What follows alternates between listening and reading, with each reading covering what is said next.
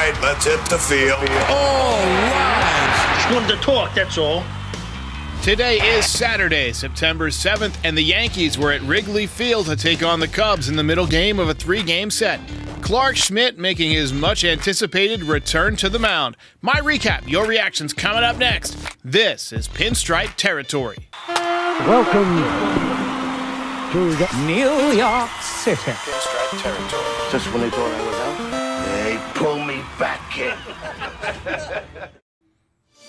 All right. Welcome back, everybody. Welcome back. Make it 2 wins in a row for the New York Yankees. Bad news, the offense was terrible today. But the good news is that the pitching was outstanding. Just 8 hits combined between the two teams, 4 hits for the Yankees and 4 hits for the Chicago Cubs. Is it just me or the Yankees not been hitting home runs recently? I feel like when Judge goes in a home run drought, it feels like nobody hits home runs. And Judge has now not homered in 11 games, so that's a career high. Back-to-back shutouts for the Yankees, 3-0 yesterday, 2-0 today, and the Yankees remain undefeated since Clark Schmidt got booted from the closer role, says Nate.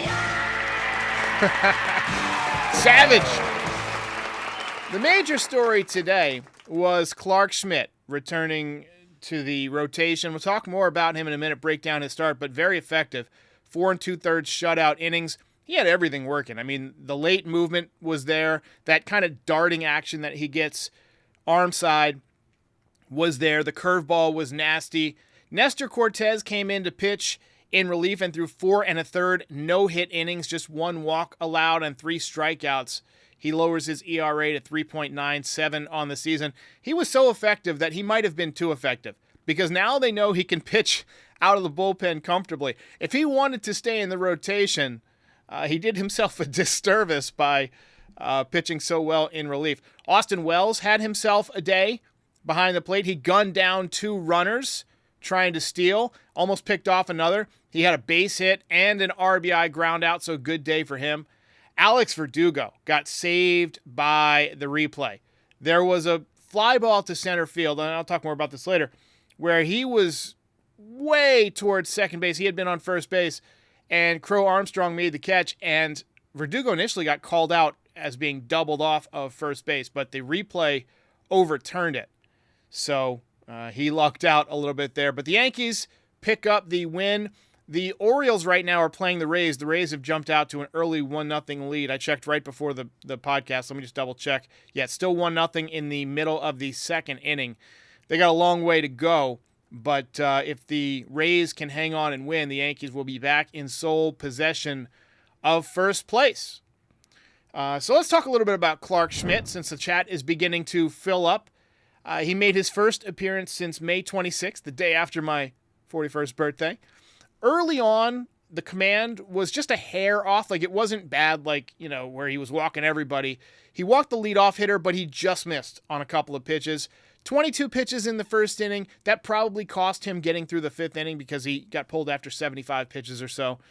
But after that, he really dialed it in. Cubs didn't get their first hit until the bottom of the 3rd inning. He really should have gotten through the 5th inning unscathed, but Juan Soto got alligator arms trying to run down a pop fly down the right field line, kind of pulled up short, didn't want to run into the wall. I don't blame him. I don't blame him there.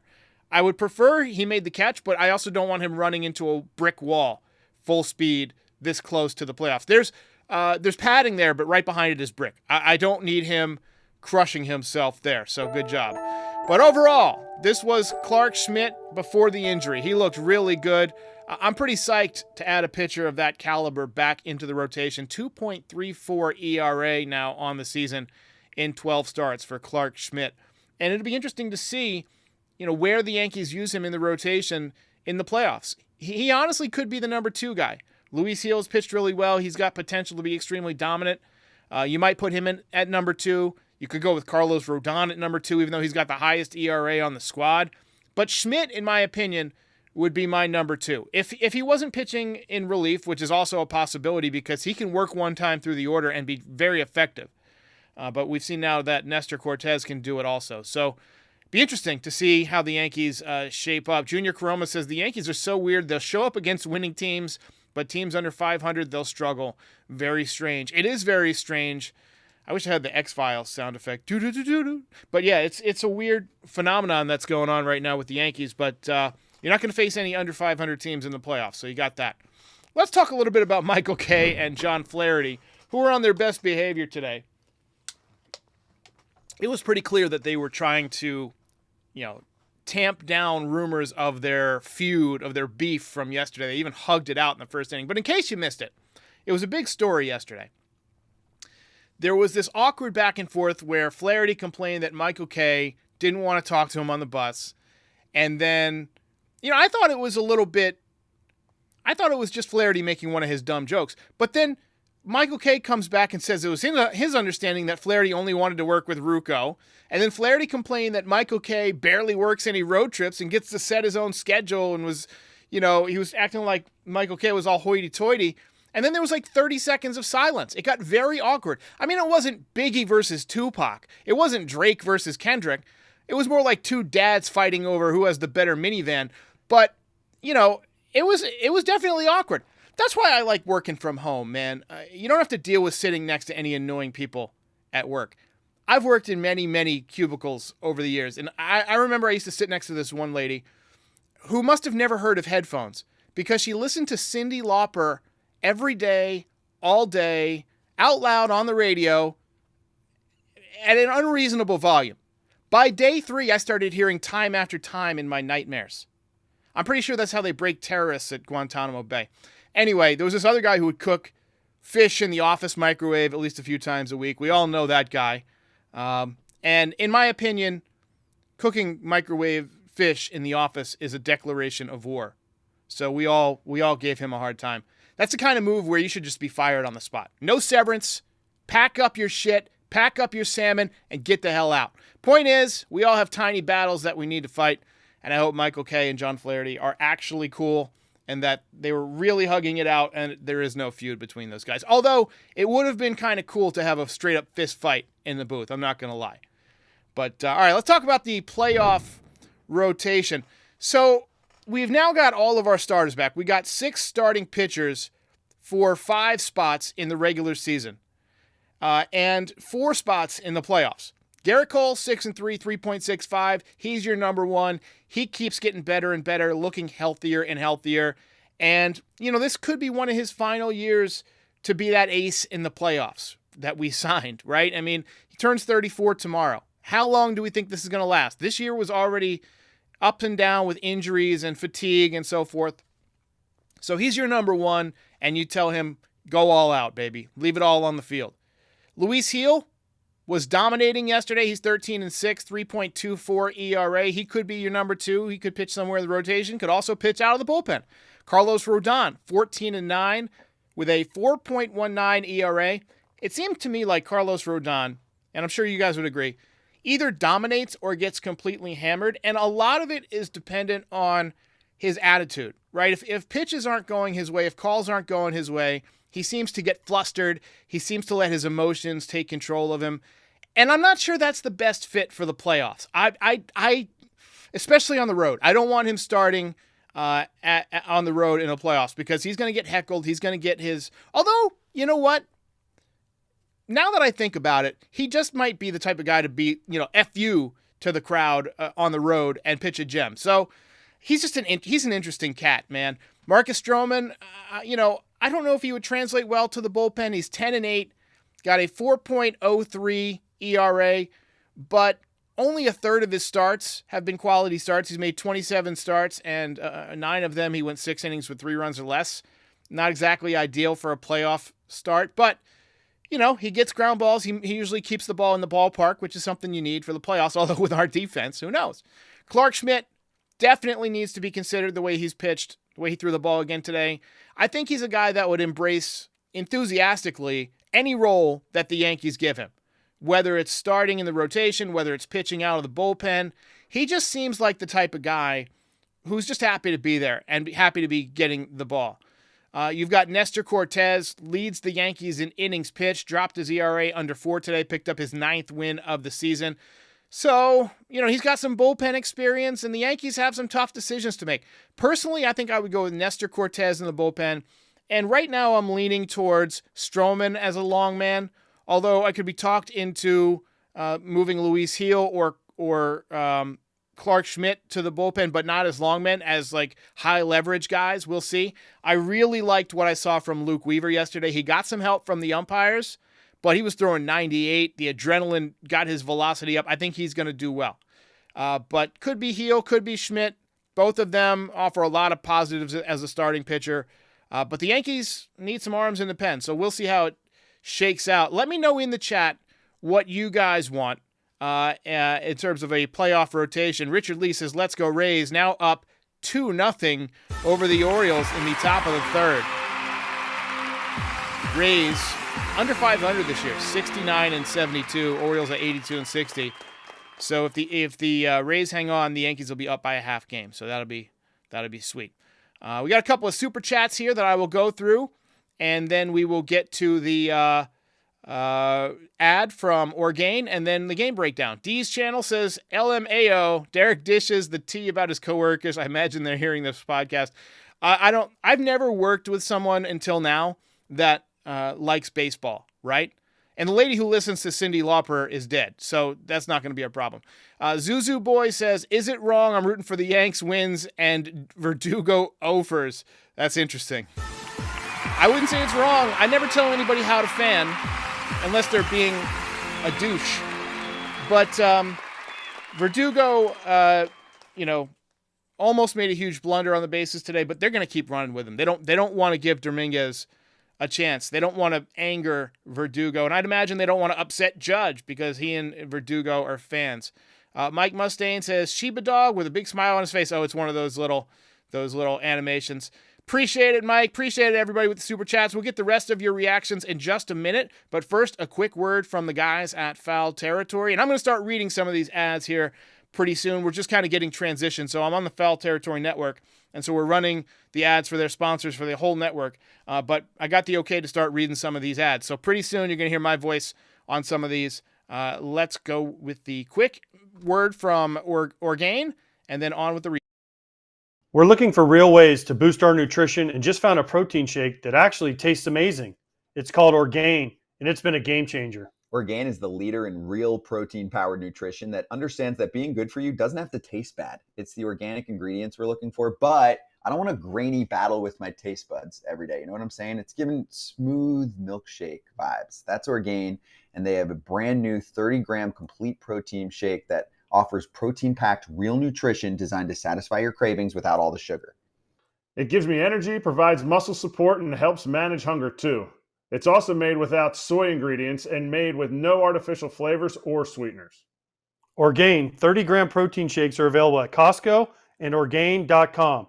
If you want to get in on the delicious protein-packed nutrition today, head to Orgain.com/foul and use the code FOUL for 20% off your order. Once again, that's Orgain.com/foul for 20% off. And make sure you use promo code FOUL so they know FT sent you. All right, let's go. Let's get it going. I will start this off with some breaking news here. Lori C says that Domingo Germán just got DFA'd. So pour one out for Domingo Germán, author of one of the few perfect games in Yankees history. Will Curry says Dugo is short for dugout, where he belongs. Yikes. Not holding back on Alex Verdugo. And then Waleed Ahmed says, why the hell did Boone have Clay Holmes warming up? Did he want to lose the game? You know, I thought the same thing. I was like, why in the world are you going to pitch him in the ninth inning after you just took the closer role away from him a couple of days ago? But they decided to go with Nestor. So, maybe it was a decoy thing. Maybe it was like, you use Clay Holmes right now to get the other team kind of excited, and then send somebody else in there, and the team gets kind of bummed. And then they have a nice, easy 1-2-3 inning. So the win today goes to Nestor Cortez, by the way, because Clark Schmidt didn't go 5 innings. Came one out short. And he doesn't get a save. Obviously, you can't get a win and a save at the same time. Although, you probably should be able to. But Gleyber Torres led off the game with an infield single. Good hustle. He has been pretty good out of the leadoff spot. We keep talking about that every night. Seems like he finds a way to get on to begin the game. And he came around to score on a RBI ground out by the mustachioed one, Austin Wells. And Austin Wells also gunned down a runner in the bottom of the fourth, so he was off to a good start. Top five, Gleyber Torres, fly ball to center field, and for some reason, Alex Verdugo was all the way at second base, almost got doubled off to end the inning, had to be overturned on replay, but we'll take it. Bottom five, Austin Wells gunned down Pete Crow Armstrong going to second. First time that he's been thrown out going to second base. And by the way, see what happens if you cover second base. Good things can happen if you cover the bases. Not like yesterday. With 2 outs in the inning, there was a pop fly down the right field line. I thought it was a very catchable play, but Juan Soto couldn't make the play. It dropped in for a triple. I said I'm okay with him not running into the wall there, but also that's a very catchable play. I mean, we probably should have at some point, I'm not going to do it today because we won, but we should have a discussion about Juan Soto's defense. He got off to a pretty good start defensively this year, but lately it has not been good. So we'll save that for another day. We'll dive into the metrics and things like that. But there's been some very catchable balls that he has not caught. So that was the end of the day for Clarke Schmidt. Got a raw deal there, I thought. 4 2/3 innings, 4 hits, no runs, 1 walk, 2 strikeouts. But a really, really strong performance. He had everything working. The curveball was sharp. He was getting that late movement back on the outside corner, like, where the right-handed batter gives up because he thinks it's going to be outside, and then it darts back over the outside corner. So, nice job from Clarke Schmidt today. Nice job from Nestor Cortez, too. He came in and got out of the inning with a pop-up. It was caught by Volpe. It was in foul territory. Wind was crazy today, so I was kind of worried every time there was a ball hit in the air. Giancarlo Stanton smoked one in the air to right field. I thought was gone, but the wind knocked it down. Second time this week that he's just missed a home run. Remember, he got robbed of a 3-run shot in Texas the other day. That would have made it 10-9. Later in the inning, Chisholm reached on an infield single. His speed is unbelievable. And then he and Judge executed a double steal, and the ball was thrown into left field to make it 2-0. And that was the end of the scoring. And then Nestor Cortez just dialed it in and was outstanding today. He went 4 1/3 innings of no-hit baseball. And it's crazy how similar his stats are to Schmidt. 1.15 whip for Cortez, 1.15 for Cortez and 1.13 for Schmidt, although Schmidt has a ERA that's like a run and a half lower. Schmidt is at 2.34 and Cortez at 3.97. So a lot more opportunities for Cortez, obviously. So I'm sure Schmidt would probably be higher if he didn't miss a few months. But that just, reminds you how well he pitched before he got injured. Anyway, Yankees hang on to win Game 2, and they win the series. Ball game over. Yankees win. Yankees win.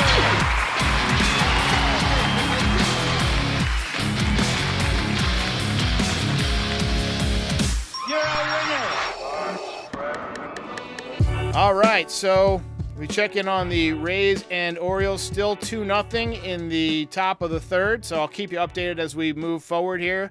And it's time to give out the belt. And today we're going to give out the belt, but then we're going to take a look at the belt standings, which I went through and updated manually today because we had some guys out of order. But we got a little co-belt action today, which I don't think anybody's going to complain about. Clarke Schmidt and Nestor Cortez Jr. with the belt, sharing the belt today. They both pitched really, really well.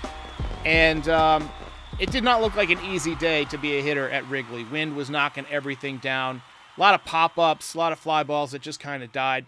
And sometimes, like if the wind's going the other way, you can have crazy, crazy offense. So it's just an interesting place to play there. Let's take a quick look at the belt leaders on the season now. Juan Soto is your leader in the clubhouse. 15. Got Aaron Judge with 10. Luis Gil on his heels with 9. Carlos Rodon has 8. Oswaldo Cabrera, a part-time player with 6 belts. That tells you how important he's been and how clutch he has been this year, both offensively and with the glove. Not getting a lot of playing time lately. Nestor Cortez picks up his 4th belt of the season. Anthony Rizzo with his He has 3. Trent Grisham has 3. Anthony Volpe has 3. Giancarlo Stanton has 3. Austin Wells has 3. Clark Schmidt has 3. And then Verdugo, Stroman, Torres, and Cole all have 2. And then there's a number of folks, and even the Voyager spacecraft has 1 belt. So there's your updated belt standings. And I feel like today is one of those days that there have been co-belts. My mod is, he must not be watching. THG Wicked 50 Cal says this has to be the first co-belt winner ever. It's actually, I think, the 3rd this year.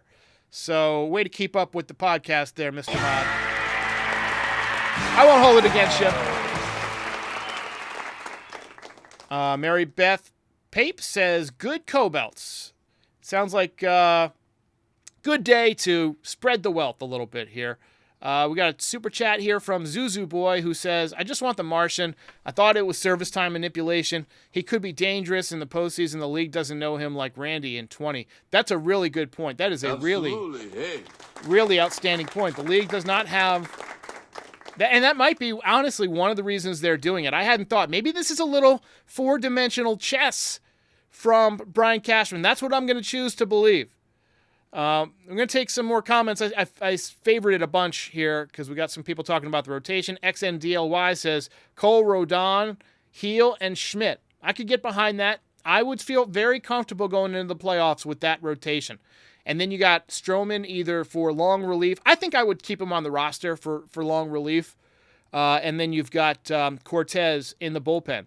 So, you know, if you got a left-handed heavy lineup, you can bring in Cortez to pitch to a few lefties. He's death on lefties. T. Woods says Cole, Heel, Clark, and Nestor. Clark or Nestor, and then Rodon, and leave Stroman off the roster. That's also something that could happen, though. I think they will bring Stroman onto the roster. Maybe not in a short series because you don't need that many starting pitchers. We've seen that before, but he'll still get like an equal playoff share and all of that. Parks and Young says, any chance that Verdugo can pull a hammy? Well, we don't want to root for guys to get hurt, especially guys on our own team. But the other day when he was kind of like he had cramps in his side, he was kind of poking at his stomach, I was like, that's the Martian's music, baby. But it turned out he was fine, just cramps. And then XNDOY says, Cashman not capable of admitting he was wrong about Verdugo. And honestly, that move was spearheaded by Aaron Judge. Aaron Judge wanted Verdugo. He's the guy that suggested that because they're best buds. They have the same hitting coach. All right, let's wrap it up. I've got to go see Beetlejuice. Garrett Cole on the mound tomorrow against his good friend Jameson Taillon, former Yankee. Taillon has had a pretty good season for the Cubbies, 9-8 with a 3.66 ERA. Last year was a disaster for him, 4.84 ERA, so he's had a nice bounce-back year. I think he's going to give the Yankees fits tomorrow. I just think he's the type of guy that will shut down the Yankees. Garrett Cole continuing to round into form. That ERA is down to 3.65. Be interesting to see if he can get it under 3 before the season's over. 2.99 just looks a lot better than 3.0. As for me, I am going to see Beetlejuice. Rare 2 evenings in a row, 3 tomorrow if you count tomorrow, without baseball. So I'm going to take advantage of it and actually get out of this room, get out of this house a little bit, take my wife out to the movies. So I'll be back for the post-game show tomorrow. We're going to do a voicemail show on Monday, so call in 718-899-1068. Then obviously the post-game on Monday. And then Tuesday, over on the football channel, the link is in the description. We're going to be talking about this week's football action. So thanks to all of you who tuned in for that. Got a bunch of subscribers to that. Thank you very much. And that is it for me. I hope you all have a wonderful day. Yankees win game number 82 on the season. I'll see you next time. Ball game over. If you enjoyed this video, please drop a like and give us a subscribe. It helps other Yankees fans find the channel. We're also on all your favorite podcast platforms and social media. Join the community, have some fun. We're here after every game. This is Pinstripe Territory.